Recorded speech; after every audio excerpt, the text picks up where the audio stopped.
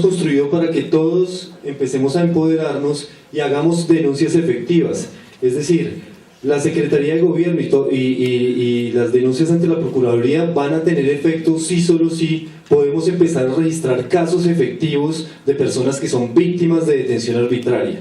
En este sentido, como pueden darse cuenta en este formato, y para las personas que vienen de otras regiones, les queremos socializar este protocolo para que puedan replicar también este volante en sus propias regiones, que puedan utilizar esa información y rediseñarlo como quieran, pero sobre todo que sepamos cuál es la información fundamental que necesitamos reunir para poder adelantar procesos de denuncia sistemáticos que nos permitan tener un efecto y que podamos lograr que la Procuraduría cumpla, como dijo Andrés, su función constitucional. Entonces, lo primero que hemos identificado como necesario es identificar el nombre del oficial a cargo del operativo y el rango que tiene.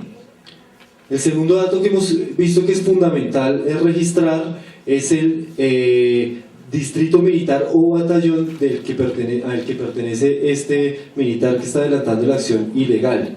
El tercer dato fundamental es identificar el número de la placa del camión donde se están llevando a los jóvenes ilegalmente. ¿Por qué? Porque un camión no puede salir de una instalación militar sin dejar una minuta de la razón por la que sale y el responsable de ese camión. Entonces, incluso si no podemos tener los datos anteriores, solo con ese podemos individualizar a la persona que es responsable de este operativo. Tercero, hora, fecha y lugar del operativo ilegal, ¿sí? Donde podamos identificar en qué lugar concretamente fue, a qué hora y detallar esto. Finalmente, observaciones tales como las que hemos podido registrar en la primera parte que les presentamos, como por ejemplo que hubo participación de la policía cuando ya sabemos eso es ilegal, ¿sí? Que hubo retención de documento, que el camión no tenía placas, que los militares usaron violencia física y verbal. Es decir, cualquier observación que sea pertinente para que podamos mostrar los agravantes del proceso ilegal, ¿sí? Y una vez uno pueda reunir estos datos, pues uno ya puede interpelar al militar responsable del operativo, informándole que a la luz de la sentencia C879 del 2011 está cometiendo un acto ilegal, y si el militar aún persiste en cometer el hecho ilegal y se lleva a los jóvenes, pues en la parte de atrás del formato tenemos otra parte donde tratamos de identificar el nombre del joven o de los jóvenes, sus números de cédula y sus números de teléfono, para que podamos hacerle seguimiento, saber en qué unidad militar están para desplazarnos hacia allá, tanto las organizaciones de objetores y objetoras como colectivos de derechos humanos como las instituciones del orden distrital, para poder sacar a esos jóvenes de allá, ¿sí? De ese acto ilegal. Y una recomendación que nosotros le hacemos a los jóvenes cuando son víctimas de esta cuestión es que lo peor que pueden hacer si son víctimas de una detención arbitraria estando en una unidad militar es empezar a obedecer, ponerse un uniforme, empezar a hacer ejercicio y todo esto. ¿Por qué? Básicamente porque están legitimando este hecho ilegal. Entonces ahí es donde nosotros recomendamos que antes de que el joven empiece a hacer desobediencia de estas órdenes, el joven se pueda comunicar con ya sea las entidades del distrito, con sus padres o madres de familia, o con los colectivos de objetores y objetoras de conciencia o de derechos humanos, para que, después de que lo ha informado afuera, empiece a desobedecer para no legitimar el hecho ilegal. Entre más desobedezca, más rápido sale, y es la experiencia que tenemos desde la acción colectiva de objetores y objetoras de conciencia, obviamente con un acompañamiento pertinente. Ojo, no se vaya a poner a desobedecer si no le ha informado a nadie, porque su vida puede correr riesgo, ¿sí? Eso es importantísimo dejarlo claro. Y lo último, para que ya podamos entrar al panel de preguntas y demás, es dejar claro también el mecanismo de cómo declararse objetor de conciencia, que es una ruta inicial que hemos construido en el proceso distrital y con las entidades del distrito. Básicamente que usted pueda, como paso 1, adelantar un examen de conciencia de las razones que usted lo llevan a objetar por conciencia el servicio militar obligatorio. Una vez tenga usted claras esas razones, consigne esas razones en un documento que nosotros llamamos declaración de objetor de conciencia, que no tiene estructura, es libre, pero sugerimos que más o menos diga: yo, sutanito tal, con cédula de ciudadanía de tal, me declaro objetor de conciencia por las siguientes razones. Una opción que es opcional, efectivamente, es que usted pueda radicar o elevar esta declaración a instrumento público, es decir, en una notaría usted lo puede llevar para que tenga más peso su declaración de objetor de conciencia. ¿Qué hace usted con la declaración de objetor de conciencia?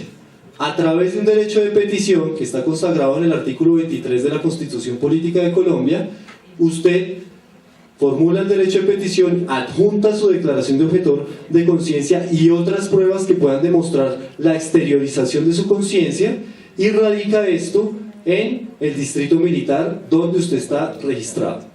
Si no está registrado, inscríbase, ¿sí? Para más o menos seguir en el ordenamiento que estipuló la Corte para que la gente se pueda declarar objetor de conciencia. Y lo radica en el distrito militar de referencia. Ahí pueden pasar dos cosas. La primera es que le digan, listo, le aceptamos su objeción de conciencia, saque su libreta militar, porque como ya lo vimos con Julián, no tenemos una ley de objeción de conciencia, entonces a los objetores de conciencia lo que nos están diciendo los militares es que debemos sacar libreta militar.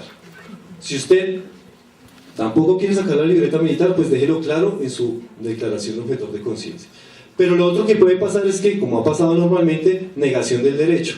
Ahí es cuando procede, a la luz de la sentencia C728, la acción de tutela ante un juez del circuito, ya sea municipal o en este caso de Bogotá, en el circuito de Bogotá. Y ahí entonces usted puede hacer la acción de tutela adjuntando el proceso previo, es decir, una copia del derecho de petición y de la declaración que ya radicó ante el distrito militar y la respuesta de negación, y pone esto ante un juez de circuito. Vuelve y juega, pueden pasar dos cosas: lo aceptan o lo niegan. Si lo aceptan, asunto resuelto, por ahora saque su libreta militar, paradójico, pero así sería por ahora el procedimiento. Si no, como normalmente ha pasado, negación del derecho, y ahí usted tiene la posibilidad 3 días después, o en el plazo de 3 días, de hacer una impugnación del fallo del juez de primera instancia, ¿sí? Para que sea un juez de orden superior de segunda instancia el que se pronuncie sobre su objeción de conciencia. Vuelve y juega, puede pasar lo mismo, negación o aceptación, ¿sí?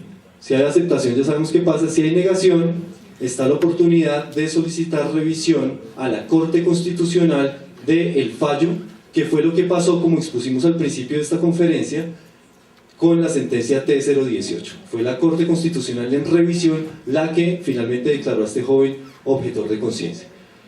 Una vez agotado el mecanismo internacional, y ahí tenemos también la posibilidad de que la Defensoría del Pueblo pueda permitir, solicitar una revisión especial de casos, ¿sí? Esa es otra opción en caso de que incluso la Corte Constitucional se niegue, pues la Defensoría del Pueblo podría solicitar una nueva revisión especial del caso y apoderarse del caso. Si esto no funciona, agotadas las instancias internacionales, tenemos todo lo que ya hemos podido ver de las instancias internacionales, que no necesariamente tienen que ir en ese orden, pero digamos que es como lo recomendable. Hay muchas entradas, eso depende de casos específicos, pero entonces tenemos todo este ordenamiento internacional, la Corte Interamericana, la Comisión Interamericana y los mecanismos que están definidos en las Naciones Unidas para ello. Entonces son más o menos las rutas que hemos venido construyendo, pero ojo, el primer paso siempre es analizar el caso en particular. Esto no es una receta, depende del caso en particular y siempre hay que aplicar estos pasos en función de un caso específico, es decir, hay que adelantar una acción contextualizada.